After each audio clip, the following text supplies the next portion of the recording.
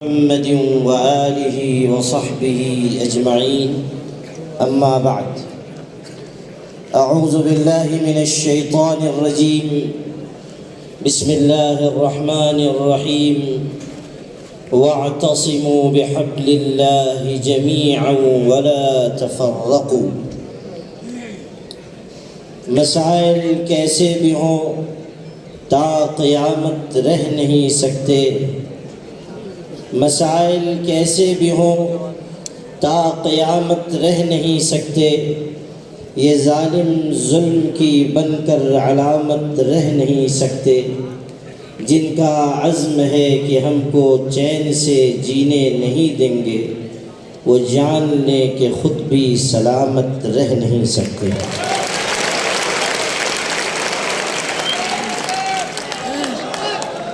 صدر عالی قدر حضرت مولانا محمد فضل الرحیم مجددی صاحب، جنرل سیکریٹری آل انڈیا مسلم پرسنل لا بورڈ، جناب محمد ادیب صاحب، علماء کرام، اسٹیج پر رونق افروز معزز شخصیات، اور آپ تمام قابل احترام بھائیوں، غیرت مند مسلمانوں اور عزیز نوجوانوں،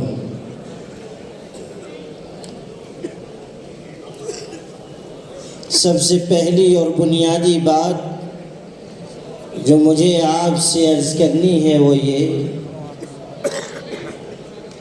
کہ آپ کا جوش اور جذبہ تحفظ اوقاف کے سلسلے میں آپ کی دردمندی اور فکر مندی، اتنی بڑی تعداد میں آپ کا دور اور نزدیک سے جمع ہونا صاف صاف یہ پیغام دینے کے لیے کافی ہے کہ لوگ جنہیں مردہ سمجھ رہے تھے وہ اپنے حق کے حصول کے لیے زندہ ہیں اور کھڑے ہوئے، اور اس جذبے اور حوصلے کے ساتھ یہاں آئے ہیں کہ ہم نہ صرف یہ کہ اوقاف کی حفاظت کے لیے بلکہ اپنی ملت کو آگے بڑھانے کے لیے ہر عمل و اقدام کے لیے تیار ہیں، اور اس ملک میں آئین اور قانون کے دائرے میں رہتے ہوئے جو کوششیں ہم ملت اسلامیہ ہندیہ کی حفاظت کے لیے، اس کی تعمیر و ترقی کے لیے کر سکتے ہیں، انشاءاللہ اس سے کبھی دریغ نہیں کریں گے۔ حکومت وقت کو بھی یہ اندازہ ہو چکا کہ اوقاف کے سلسلے میں مسلمان فکر مند ہیں اور ہر طرح حوصلے کے ساتھ آگے بڑھ رہے ہیں۔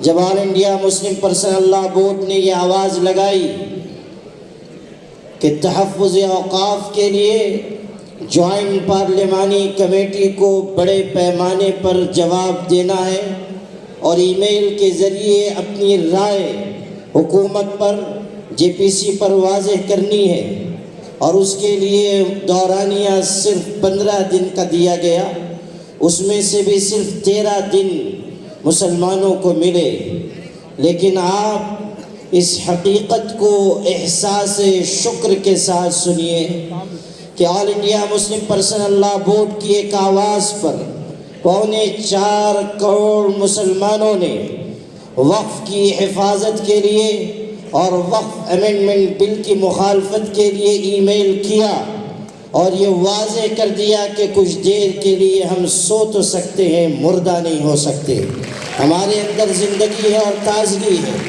ہمارے اندر آگے بڑھنے کا حوصلہ ہے، ہمارے اندر اپنی اجتماعیت اور وحدت کے اوپر یقین ہے، ہمیں اپنی ملی جماعتوں اور تنظیموں کے ساتھ قدم سے قدم ملا کر آگے بڑھنے کا جذبہ ہے۔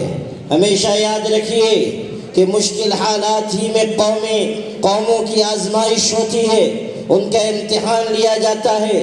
قوموں کی آزمائش اور امتحان دسترخوان پر نہیں، میدان میں ہوا کرتا ہے، اور آپ نے نعرہ تکبیر، نعرہ تکبیر، مسلم पर्सनल लॉ बोर्ड, युवा सेवा समिति। आपने अपने जज्बे और हौसले से ये बताया कि अगर आप हमारी वक्फ जायदादों की तरफ आगे बढ़ेंगे तो हम इसे किसी कीमत पर बर्दाश्त नहीं कर सकते।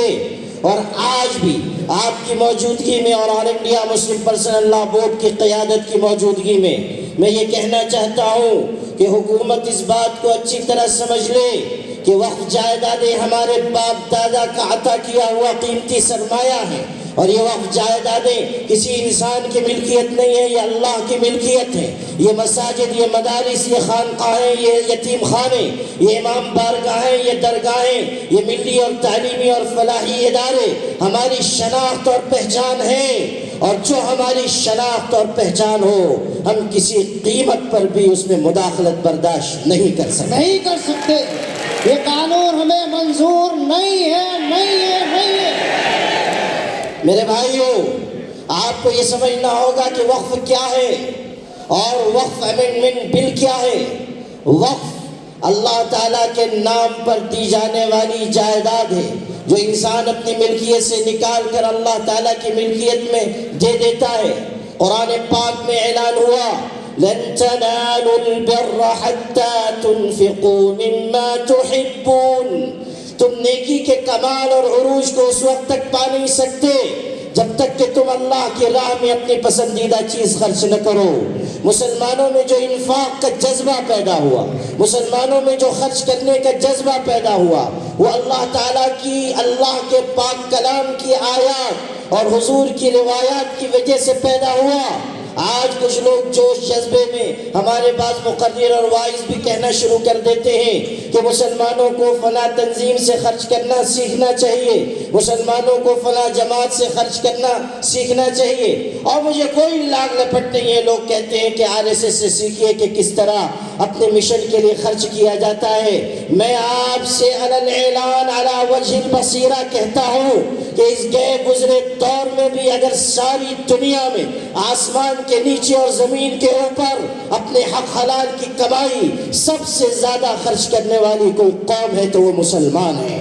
हमें किसी की मिसाल की कोई ज़रूरत नहीं, हमें किसी का नमूना दिखाने की कोई ज़रूरत नहीं। हमारे बाप दादा ने अपने हक हलाल की कमाई अल्लाह के रास्ते में दी, मस्जिदें बनवाई, मदरसे कायम करवाए और यतीम खाने और तालीम गाहें उन्होंने कायम की।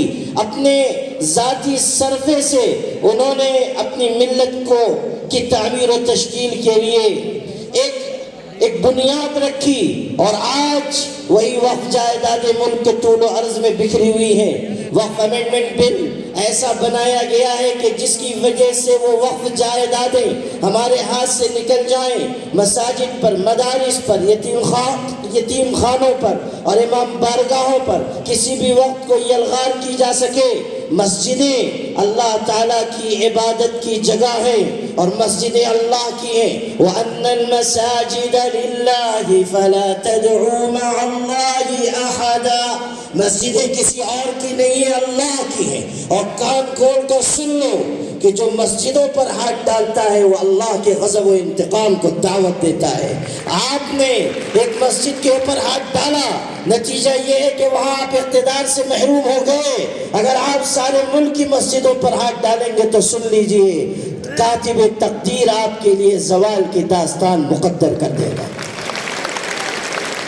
इस हकीकत को समझ लीजिए कि मदारिस और मसाजिद और हमारे इदारे ये वक्फ जायदादें हैं जो मुल्क के तूलो अर्ज में बिखरी हुई हैं। और वक्फ अमेंडमेंट बिल आने के बाद इन वक्फ जायदादों की हिफाजत मुश्किल हो जाएगी।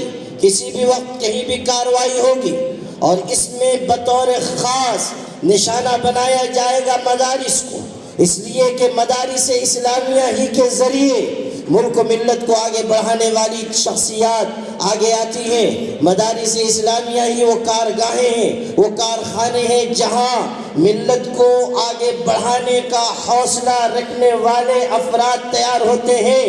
आप जाने या न जाने, आपके हरीफ अच्छी तरह जानते हैं कि मदरसे की ताकत क्या है, मदरसे की क़ुव्वत क्या है, मदरसे की इफादियत क्या है, मदरसे का कारनामा क्या है। क्या اس بات کو بھلایا جا سکتا ہے کہ اس ملک میں انگریزوں کے خلاف سب سے طاقتور آواز مدارس اسلامیہ نے بلند کی تھی؟ کیا اس کو بھلایا جا سکتا ہے کہ انگریز جج کی عدالت میں ایک شخص نے علن اعلان یہ کہا تھا کہ انگریز کی فوج میں ملازمت حرام ہے؟ جج نے کہا جانتے ہو اس کا انجام کیا ہوگا؟ تو اس نے اپنی گٹھڑی جج کے ٹیبل پر رکھی اور کہا بغاوت کے جرم کی سزا پھانسی ہے، اور میں دیوبند سے اپنا کفن ساتھ لے کر آیا ہوں کہ اگر مجھے بغاوت کے جرم میں پھانسی دی جائے تو مجھے انگریزوں کا ناپاک کفن بھی گوارا نہیں ہے۔ اس شخص کا نام تھا شیخ الاسلام مولانا حسین احمد مدنی رحمۃ اللہ علیہ۔ نعرہ تکبیر، علماء دیوبند، مدارس اسلامیہ، نعرہ تکبیر۔ مدارس اسلامیہ کا جو کردار ہے وہ ہر دور میں زندہ اور تابندہ رہا ہے۔ آج بھی حفاظت دین، دفاع دین کی جو خدمتیں ہو رہی ہیں اس کا مرکز و محور مدارس اسلامیہ ہیں۔ آج ہمیں یہ طے کرنا ہوگا کہ ہم اپنے ان مدارس اسلامیہ کی حفاظت کے لیے کس قدر بیدار اور تیار ہیں۔ یاد رکھیے گا اگر آپ کے مدرسے ٹوٹ گئے تو یہ ملت بھی اپنے قدموں پر کھڑی نہیں ہو سکے گی۔ جب تک مدرسے زندہ ہیں یہ ملت اپنے قدموں پر کھڑی نہیں ہے۔ آج جتنی بھی ہماری ملی جماعتیں اور تنظیمیں ہیں، جتنے ہمارے قائدین ہیں، آپ دیکھیں گے کہ ان کا بہت بڑا حصہ وہی ہے جو مدرسے کی چٹائیوں سے اٹھا ہے۔ All India Muslim Personal Law Board اگر اس ملک میں قائم ہوا جو تمام مسلمانوں کا مشترکہ اور متحدہ پلیٹ فارم ہے، تو مدارس اسلامیہ کی چٹائی سے اٹھنے والے لوگوں کی محنت اور کوشش کے نتیجے میں قائم ہوا۔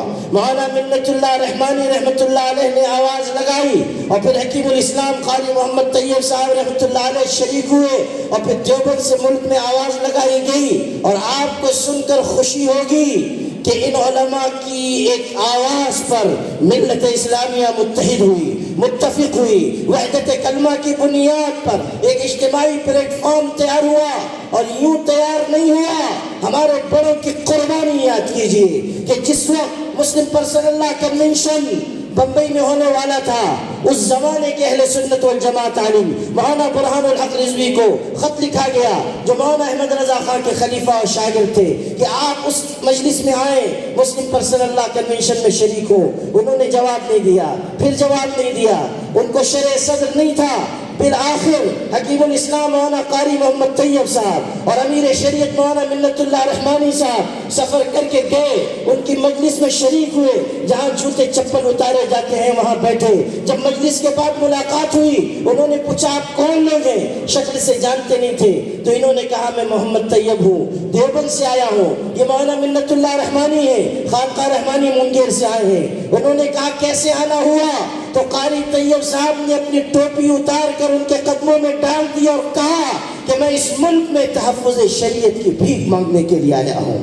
نعرہ تکبیر، نعرہ تکبیر، مسلم پرسنل لاء بورڈ، تحفظ ختم نبوت، علماء دیوبند۔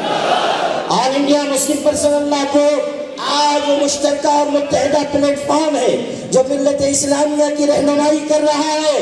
اور آپ کو یاد رکھنا چاہیے کہ یہ وہ قیادت ہے جس کو نہ خریدا جا سکتا ہے نہ جس کو دبایا جا سکتا ہے۔ ایسی کوششیں کی گئی کہ مسلم پرسنل لاء بورڈ کے اندر انتشار پیدا کیا جائے، مسلک کے نام پر دوریاں پیدا کی جائیں، لیکن اس کے بانیوں کا خلوص ہے کہ آج بھی یہ کارواں متحد و متفق ہے اور انشاءاللہ متحد رہے گا، اور حکومت کی آنکھ میں آنکھ ڈال کر یہ کہے گا کہ وہ تحفظ اوقاف کے سلسلے میں آخری دم تک ہم کوشش کرتے رہیں گے۔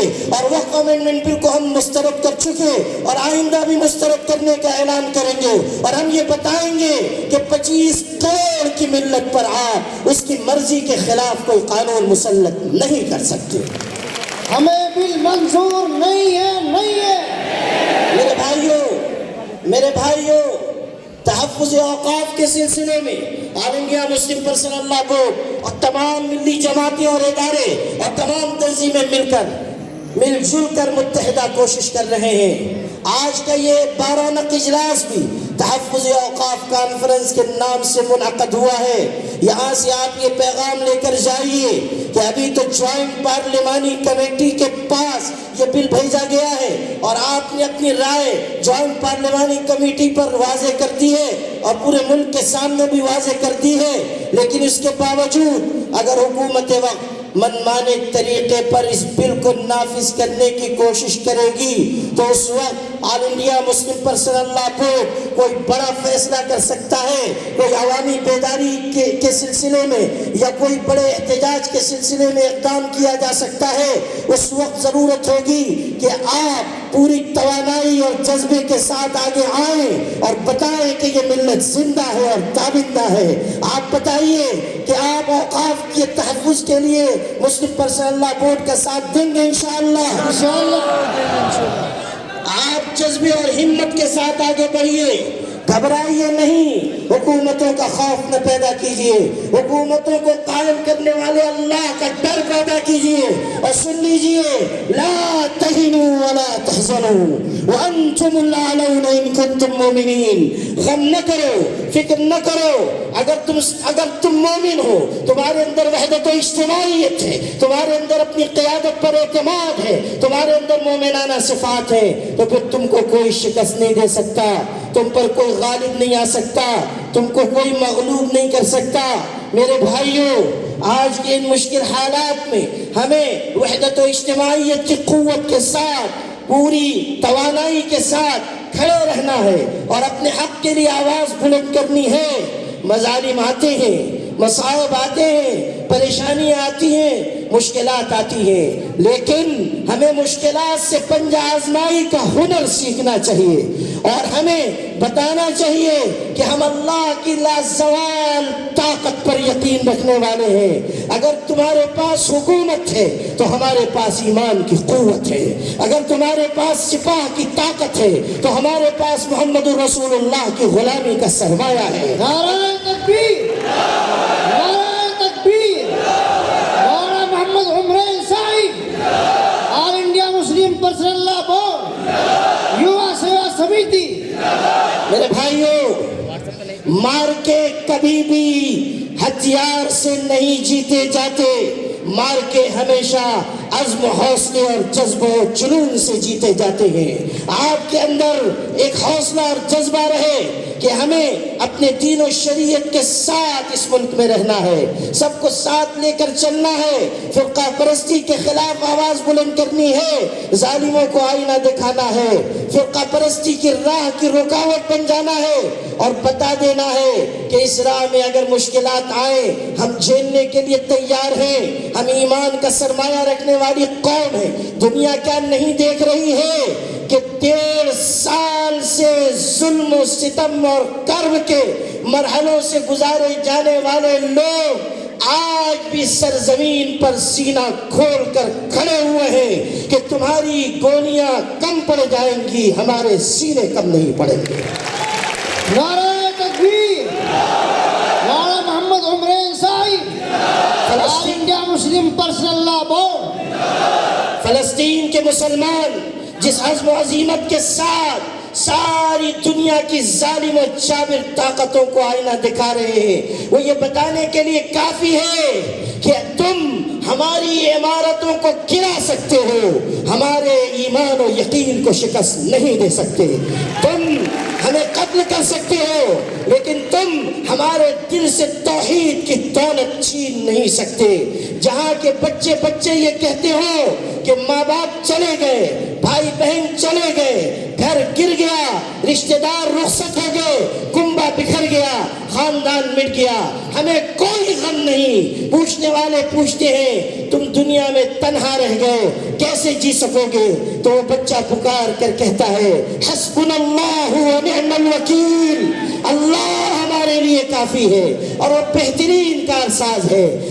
کوئی دوسری مثال اس ایمانی جذبے کی کہ صنف نازک ایک ماں خاتون اپنی گود میں اپنے خون میں نہائے ہوئے بچے کی لاش لے کر بیٹھی ہوئی ہے، اس کے پہلو میں شوہر کی خون میں نہائی ہوئی لاش ہے. شوہر بھی رخصت، بیٹا بھی رخصت. توجہ زوجہا وابنہا اپنے شوہر کو بھی اپنی اولاد کو بھی الوداع کہہ رہی ہے، اس شان کے ساتھ کہ آسمان کی طرف نگاہ اٹھا کر دیکھتی ہے اور کہتی ہے اللہ میں اس پر بھی تیری تقدیر کے فیصلے سے راضی ہوں۔ یہ ہے ایمان کی قوت، یہ ہے یقین کی قوت۔ شہادت مطلوب و مقصود مومن، نہ مال غنیمت نہ کشور کشائی، یہ غازی یہ تیرے پراسرار بندے جنہیں تو نے بخشا ہے ذوق خدائی، دو نیم ان کی ٹھوکر سے صحرا و دریا، پہاڑ ان کی ہیبت سے سمٹ کر ہرائی۔ یہ ہے وہ مسلمان جن کے بارے میں اعلان ہوا وَكَأَيٍّ مِّن نَبِيٍّ قَاتَلَ مَعَهُ رِبِّيُّونَ كَثِيرٌ فَمَا وَهَنُوا لِمَا أَصَابَهُمْ فِي سَبِيلِ اللَّهِ وَمَا ضَعُفُوا وَمَا اسْتَكَانُوا وَاللَّهُ يُحِبُّ الصَّابِرِينَ۔ اللہ جم جانے والوں کو پسند کرتا ہے، اللہ مشکلات سے پنجہ آزمائی کرنے والوں کو پسند کرتا ہے، اللہ اپنے حقوق کی بازیابی کی جد و جہد کرنے والوں کو پسند کرتا ہے۔ بزدل اللہ کو پسند نہیں، اپنے پالے بدلنے والے اللہ کو پسند نہیں، ملت سے غداری کرنے والے اللہ کو پسند نہیں، مصلحت کے نام پر غلاف اوڑھ کر خوابگاہوں میں چلے جانے والے اللہ کو پسند نہیں۔ وہ ملت کے بھی مجرم ہے اور خدا کے بھی مجرم ہے، وہ ملت کی نگاہ میں بھی ناپسندیدہ ہے، اللہ کی نگاہ میں بھی ناپسندیدہ ہے۔ ہمیں تو ان مشکل حالات میں پوری توانائی اور حوصلے کے ساتھ اور وحدت کے ساتھ آگے بڑھنا چاہیے اور اللہ پر یقین رکھنا چاہیے اور یہ سمجھ لینا چاہیے کہ یہ اجتماعی کوششیں آپ کا جوش و جذبہ رائے گا نہیں جائے گا۔ ہم کہہ سکتے ہیں نور کی یہ کرن ظلمات پہ بھاری ہوگی، رات تمہاری ہے تو کیا صبح ہماری ہوگی، رات تمہاری ہے تو کیا صبح ہماری ہوگی انشاءاللہ۔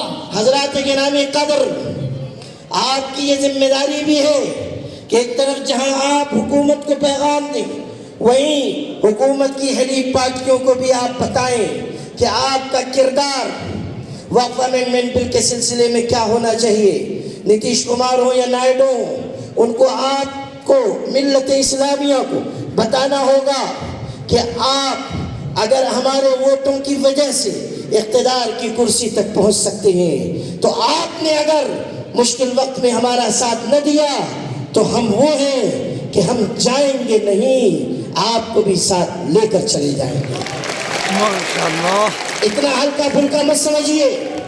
ابھی ہمارے جناب محمد ادیب صاحب نے یہاں بڑی دردمندانہ تقریر کی اور یہ بتایا کہ ایک فارمولے کے ساتھ وزیر اعظم آئے تھے کہ مسلمانوں کو کاٹ کر الیکشن جیت کر بتائیں، ایک مرحلے میں وہ کامیاب ہوئے، لیکن کیا یہ سچائی نہیں ہے کہ جب آپ نے اپنی طاقت اور وحدت کو پھر مجتمع کیا تو اس وقت پورے ملک کی سیاسی پارٹیوں کو آپ کے سیاسی وزن کا پتہ چل گیا اور وہ یہ مجبور ہے اس پر کہ کسی طرح آپ کو رجھانے کی کوشش کریں، آپ کو لبھانے کی کوشش کریں۔ اس لیے ان پارٹیوں سے بھی ہمیں صاف صاف بات کرنی چاہیے اور ان تک پیغام پہنچانا چاہیے۔ All India Muslim Personal Law Board مختلف مرحلوں میں کوششیں کر رہا ہے۔ حضرت مولانا خالد سیف اللہ رحمانی، حضرت مولانا محمد فضل الرحیم مجددی اور اکابرین بورڈ سرگرداں کوشاں ہیں۔ خاص طریقے پر ہمارے محترم جنرل سیکریٹری اس کے لیے شب و روز محنت اور کوشش کر رہے ہیں اور ارکان بورڈ کا تعاون حاصل ہو رہا ہے اور بنگلور میں عظیم الشان اجلاس عام 23-24 نومبر کو ہونے جا رہا ہے، جس کے ذریعے بھی حکومت کو ایک واضح پیغام دیا جائے گا۔ اللہ کا کرم ہے کہ ان نازک حالات میں بھی آپ کی قیادت نہ صرف یہ کہ ہوشیار اور بیدار ہے بلکہ پوری طرح عزم حوصلے کے ساتھ آگے بڑھ رہی ہے۔ اور سمجھ لیجئے کہ یہ قیادت ایسی نہیں ہے جس کو دبایا جائے، جس کو جھکایا جائے۔ مولانا منت اللہ رحمانی اس زمانے کے وزیر اعظم چندر شیکھر کے پاس گئے تھے مسلم پرسنل لاء بورڈ کا وفد لے کر، فسادات کا زمانہ تھا، وزیر اعظم نے کہہ دیا کیا ہندو کیا مسلمان سب نے بھنگ کے کنویں سے پانی پی رکھا ہے۔ مولانا منت اللہ رحمانی نے کہا وزیر اعظم صاحب اگر ہندوؤں اور مسلمانوں نے بھنگ کے کنویں سے پانی پیا ہے تو آپ بتا دیجئے کہ آپ نے اور حکومت نے بھنگ کے کس کنویں سے پانی پی رکھا ہے۔ یہ ہے آپ کی قیادت، یہ ہے آپ کی اجتماعیت۔ جس وقت داڑھی ٹوپی کا مسئلہ تھا، حضرت مولانا محمد ولی صاحب رحمانی نے مسلم پرسنل لا بورڈ کی طرف سے اس وقت کے وزیر اعظم منموہن سنگھ سے بات کی۔ جسٹس کارچو نے ایک فیصلہ دیا تھا، انہوں نے فرمایا، وزیر اعظم سے کہا کہ جسٹس کارچو نے استورا خرید لیا ہے، وہ سارے ہندوستان کے لوگوں کی داڑھی مونڈنا چاہتے ہیں، آپ بتا دیں کس تاریخ کو آپ اپنی داڑھی کٹوائیں گے، اگلی تاریخ پر میں اپنی داڑھی بھی کٹوا دوں گا۔ وزیر اعظم سے اس لب و لہجے میں گفتگو کی۔ اسی لیے ہم کہہ سکتے ہیں یہ الگ بات ہے کہ چپ چاپ کھڑے رہتے ہیں، پھر بھی جو لوگ بڑے رہتے ہیں، ایسے درویشوں سے ملتا ہے ہمارا شجرہ جن کی ٹھوکر میں کئی تاج بڑے رہتے ہیں۔ آخری پیغام کے طور پر 3 باتیں آپ سے عرض کر کے رخصت چاہتا ہوں۔ تحفظ اوقاف کی جو کوششیں ہو رہی ہیں اس میں آپ کی شرکت، آپ کا جذبہ، آپ کا اقدام و عمل شامل و شریک رہے، لیکن ملک کے ان موجودہ حالات میں ہمیں چند فیصلے کرنے ہوں گے، ہمیں اپنے آپ کو تبدیل کرنے کے لیے، اپنے آپ کو بدلنے کے لیے آگے آنا ہوگا۔ آپ اس حقیقت کو سمجھ لیجئے کہ ہم اس حکومت کے غلام نہیں ہیں جو دہلی میں قائم ہے، ہم اس سرکار کے غلام ہیں جو مدینہ منورہ میں روضہ اطہر کے سائے میں آرام فرما رہے ہیں۔ ہمیں ان سے لازوال وفاداری کے راستے پر چلنا ہوگا۔ دنیا یہ سمجھتی ہے کہ اقتدار میں کامیابی ہے، ہم یہ سمجھتے ہیں کہ محمد رسول اللہ کی غلامی میں کامیابی ہے۔ تیری معراج کہ تو لوح قلم تک پہنچا، میری معراج کہ میں تیرے قدم تک پہنچا۔ اس جذبے کے ساتھ آگے آئیے، حضور صلی اللہ علیہ وسلم کی سنتوں پر عمل کیجئے، ان کے پیغام کو سینے میں بسائیے۔ دوسری بات، تعلیم اور معاش کے میدان میں آگے بڑھیے۔ مسلمانوں کے لیے ضروری ہے کہ وہ تعلیم اور معاش میں ترقی کریں، آگے بڑھیں، اپنی صلاحیت کا ثبوت دیں۔ اس ملت کو اگر ہمیں آگے لے جانا ہے تو تعلیم اور معاش کے میدانوں میں ہمیں آگے بڑھنا ہوگا۔ اور تیسری بات یہ ہے کہ ملک اور عالم کے مشکل حالات میں بہت زیادہ ضرورت اس کی ہے کہ ہم وحدت و اجتماعیت کو لازم پکڑیں۔ قرآن نے کہا وَاعْتَصِمُوا بِحَبْلِ اللَّهِ جَمِيعًا وَلَا تَفَرَّقُوا، اللہ کی رسی کو مضبوطی سے تھام لو اور گروہوں میں اور طبقات میں تقسیم نہ ہو۔ انتشار ہمیشہ قوموں کو نقصان پہنچاتا ہے، اتحاد ہمیشہ ملتوں کو آگے لے جاتا ہے۔ علیکم بالجماع فإن يد اللہ علی الجماع، اجتماعیت کو لازم پکڑو، وحدت کو لازم پکڑو، اپنی قیادت پر اعتماد کرو، اپنی جماعتوں اور تنظیموں سے جڑ کر رہو، بدگمانی اور بدزبانی کا راستہ اختیار نہ کرو، اپنے قائدین سے بدزن ہو کر اپنے لیے ہلاکت کا راستہ تجویز نہ کرو، ایک جذبے کے ساتھ، اتحاد فکر و عمل کے ساتھ آگے بڑھو۔ اسی میں کامیابی ہے اور اسی کا سبق ہمیں دیا گیا۔ احساس عمل کی چنگاری جس دل میں فروزہ ہوتی ہے، اس آنکھ کا آنسو موتی ہے، اس لب کا تبسم ہیرا ہے، اس آنکھ کا آنسو موتی ہے۔ وآخر دعوانا الحمدللہ۔